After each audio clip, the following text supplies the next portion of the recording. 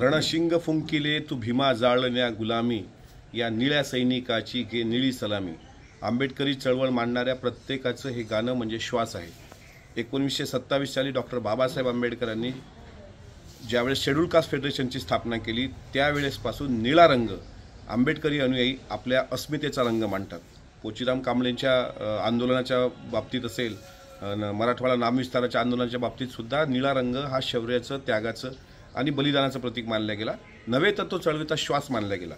एकीकडे चळवळ आम्ही सांगत असताना आम्ही पण सांगतो आणि डॉक्टर जितेंद्र आव्हाड नावाची व्यक्ती महाराष्ट्रामध्ये मी किती पुरोगामी आहे, मी किती शिवशाहू आंबेडकरी चळवळीचा कार्यकर्ता आहे, भारतीय जनता पार्टीसोबत जाणारे किती नकली बेगडी आहेत, असं उष्ण अवसान आणून ज्या पद्धतीनं स्वतःला पुरोगामी समजतात त्या जितेंद्र आव्हाडांनी काल राहुल गांधींच्या रॅलीमध्ये मूर्खपणाचं प्रदर्शन करत असताना अस्मितेचं प्रतीक असलेल्या निळ्या रंगाचा गमजा किंवा शॉल ज्यावेळेस सन्मानानं भीमसैनिकांनी त्यांना दिली त्यावेळेस त्यांनी ती फेकून दिली, अक्षरशः ती पायदळी तुडवल्या गेली आणि अशा प्रकारचा चळवळीचा आणि बाबासाहेबांच्या विचाराला मानणाऱ्या अनुयायांचा सुद्धा त्यांनी अपमान केला।